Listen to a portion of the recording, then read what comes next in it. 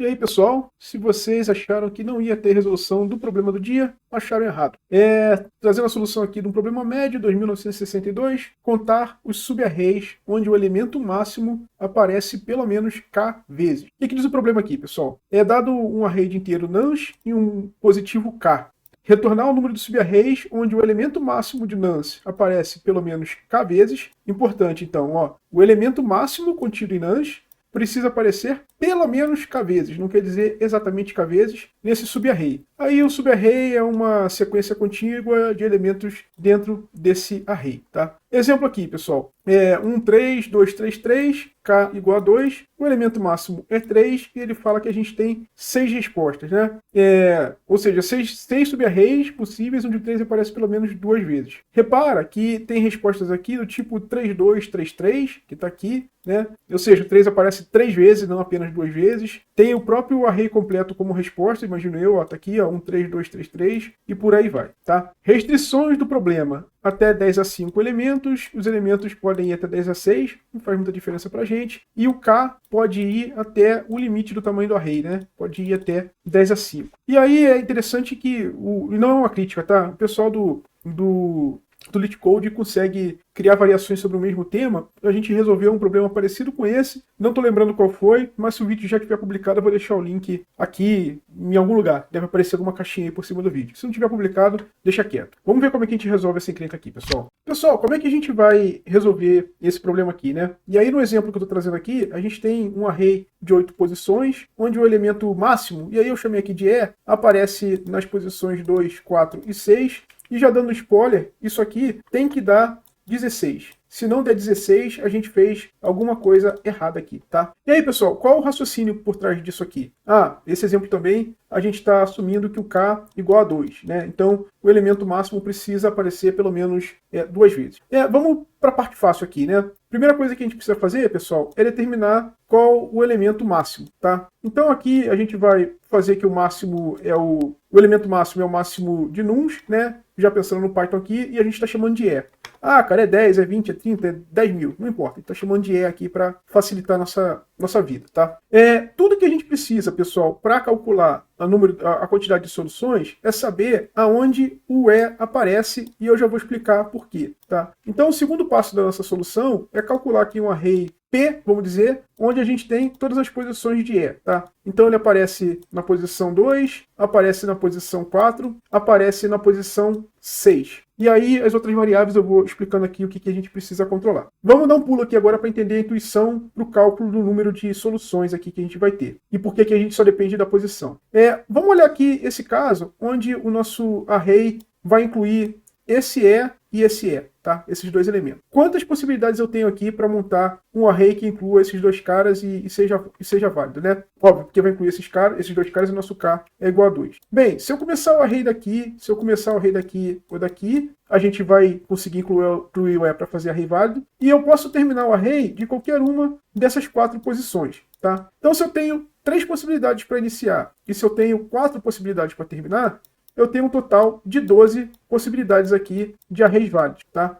Onde a gente esteja pensando em incluir esse e esse E pelo menos. Putz, cara, mas aqui, ó, tem uns caras aqui que vão incluir outro E. Não importa, tudo bem? A gente tem que pensar, olhar, focar nesses 2 E's aqui. Cara, mas se fossem 3, fossem 4, não tem problema. A gente, por exemplo, se a gente estivesse estudando um exemplo onde K fosse igual a 3, a gente ia olhar nesse E aqui e na posição 6, tá? Aqui a gente está fazendo com K igual a 2, então vamos focar nesse exemplo do K igual a 2, e o que a gente tem aqui, fiz um monte de rabisco aqui, não vou conseguir fazer Ctrl Z, mas o que a gente tem aqui é esse 3 vezes 4, que é igual a 12, tá? Aí, pessoal, até mudei a cor aqui, né? A gente estava olhando aqui, esse 3 vezes 4 igual a 12, agora eu vou ter que andar com essa minha base aqui, né? Eu vou ter que olhar o próximo item, e como K igual a 2, eu vou ter que olhar as possibilidades agora começando em 4 e em 6, tá? Vou usar aqui outra cor. Bem, dei uma ajeitadinha aqui na bagunça, mas aí já vou usar outra cor, né? Agora a gente vai estudar as possibilidades aqui de 4 e 6. Vou começar aqui do final, né? A gente pode terminar o array aqui nessas 2 possibilidades.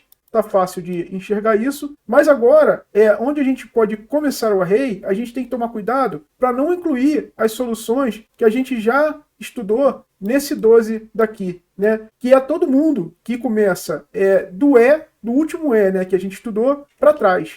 Por isso, pessoal, a gente precisa incluir mais uma variável aqui que eu vou chamar de last, que vai indicar qual foi o último item aqui que a gente usou, tá? Então, agora, esse last é igual a 2, para na hora da gente fazer a conta de possibilidades aqui que a gente precisa contar, que, aliás, são essas aqui, as possibilidades de começo. Então, a gente tem aqui duas possibilidades, que são essas duas aqui, vezes duas possibilidades, que são essas duas, que é igual a 4, mas a gente precisa tomar cuidado de saber qual foi o último E utilizado, pena que não está de amarelinho aqui, mas quem foi o último cara utilizado, para na hora da gente fazer a conta, a gente pegar o E atual menos o E atualizado para saber quantas possibilidades a gente vai ter aqui, tudo bem? No caso aqui, pessoal, o last agora está com 2, né? Mas lá, voltando no primeiro exemplo, o ideal é a gente botar esse cara com o valor menos 1, porque observa, na hora que a gente for olhar aqui, quantas possibilidades a gente tem daqui para trás, a gente vai ter duas possibilidades, menos 1, que é igual a 3. Olha aqui, ó, dá certinho. 1, 2, 3 possibilidades, tá bom?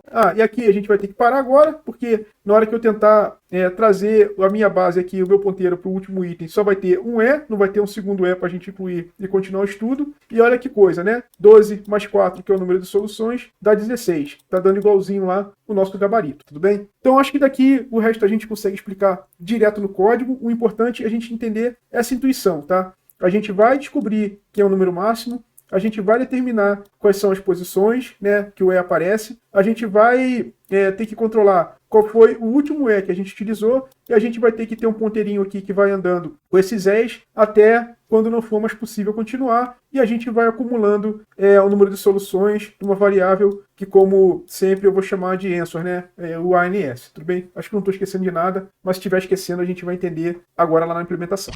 Pessoal, vamos na implementação, né?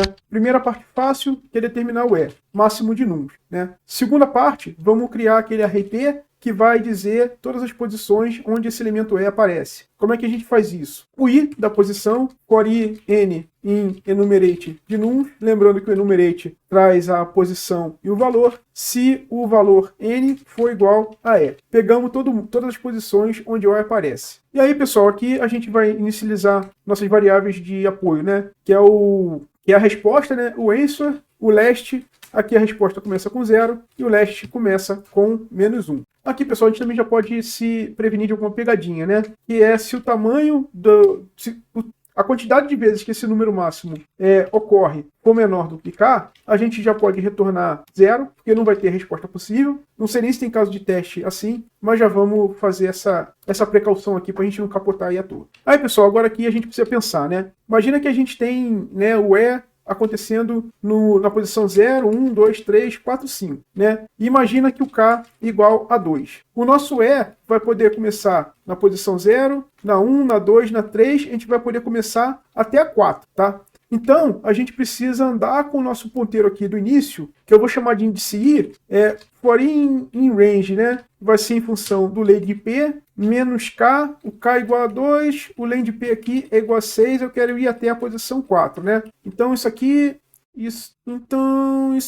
tá batendo... Não tá batendo não, porque eu quero ir até a posição 4, mas se eu faço len P menos K, isso aqui tá dando 4, e aí eu só vou conseguir chegar até a posição 3, porque é um range, né? Então precisamos somar um 1 aqui. Então por isso a gente está garantindo que a gente vai andar até a posição 4, né? Para conseguir fazer aquele último estudo, que é entre o 4 e o 5. Aí como é que a gente calcula o número de respostas, né? A gente vai dizer que o número de respostas é a posição do elemento I menos o nosso last, ou seja, menos o último que eu utilizei, lembrando que esse cara começa aqui com menos 1, multiplicado pelo último elemento, a posição do último elemento de nuns mais 1, porque inclusive o último elemento eu também vou considerar, menos a posição do elemento I mais K menos 1. Vamos lá, o que a gente está falando aqui, pessoal? A gente falou aqui, né, que o E vai ocorrer nessas posições aqui, nesse nosso exemplo. E nosso K é igual a 2. Então, o nosso last, vamos dizer que está aqui, entre parênteses, é o menos 1. Então, eu estou falando aqui que eu estou considerando 0, que é o P de I, que é igual a 0, possibilidade, tá? Então, 0 menos 1 vai ser uma possibilidade, que é só o próprio 0. Essa aqui é a nossa possibilidade. Vezes, aí tem que dar 1 também. O que é isso aqui? Não, 1 não, perdão. Tem que ir até o final do array. Vamos dizer que o array termine, que o array tenha 6 elementos. Então aqui eu preciso pegar 6 menos a posição do elemento I mais K, ou seja, tinha aqui o cara I, né, que é o que está em 0, mais K, que está em 2, menos 1, porque senão eu ia cair aqui nesse cara, né? Na verdade, eu preciso cair nesse cara aqui. E o que eu preciso olhar? A quantidade de possibilidades que tem daqui até o final do array, tá? Por isso, esse len de nums menos P de I mais K menos 1. Não tem mágica aqui, tá, pessoal? É só matemática e lógica aqui de arrays, beleza? Se tudo aqui tiver certo, a gente precisa lembrar de registrar quem foi o último cara que a gente usou, que é o P de I. E aí, pessoal, no final a gente precisa retornar a nossa resposta que a gente montou com todo carinho aqui, né? Para isso que a gente está aqui, para montar essa resposta. Onde é que tem um erro grosseiro aqui na linha 11? Se você quiser descobrir aí, dá uma pausa no vídeo. Pois é, a gente está botando que a resposta é igual e na verdade a resposta é mais igual, né? A gente vai acumulando esse valor aqui na resposta, beleza? Deixa eu conferir o código aqui de novo. Aprovado nos casos de teste, hora de submeter o problema. Pessoal, tá aí, problema submetido. De longe, a melhor submissão aqui que eu fiz, 99,62. Não tinha dado isso aqui antes de ligar as câmeras não, tinha dado 90 e pouco aí. Fiquei feliz, hein? Fiquei bem feliz aqui com a minha resposta. Pessoal, não falamos na abordagem de complexidade, mas vamos falar aqui rapidinho de complexidade. A gente tem aqui essa determinação do máximo, né? Não precisaria nem ficar tergiversando aqui muito sobre esse cara, mas O de N, né? Aqui a gente vai achar todas as posições onde o número máximo aparece, O de N novamente. Aqui a gente está fazendo um for por todos os elementos desse array, né, de posições, que no pior caso vai ter tamanho n novamente, então mais um O de n, e com base nessas informações a gente está fazendo conta aqui que é tempo constante, tá? Então no fim das contas aqui, complexidade do algoritmo, a gente vai executar esses passos, né? 3n vezes complexidade O de n. Isso aqui do algoritmo, né? E de espaço adicional, como vocês já podem ter observado aí, a gente só aloca algumas variáveis aqui. Peraí, né? O P a gente pode variar em função do N, né? Então aqui de espaço adicional vou falar que é O de N por causa desse P, né? Que é variável e ele pode ter o tamanho N. Mas beleza, né? Complexidade do algoritmo O de N, complexidade de espaço adicional O de N também. Talvez se a gente fosse buscando aqui as ocorrências do número máximo uma a uma, a gente não precisaria guardar, né, todas as ocorrências no array. Podia ser um O de 1. Mas, cara, tô muito feliz lá com o tempo de execução. Nem vou arriscar fazer um negócio desse. Chega desse problema aqui. Tá bom por hoje, tá bom? Tá deixando aqui mensagem final. Valeu. Por hoje tá bom. Vamos nessa. Até a próxima. Um grande abraço. Tchau, tchau.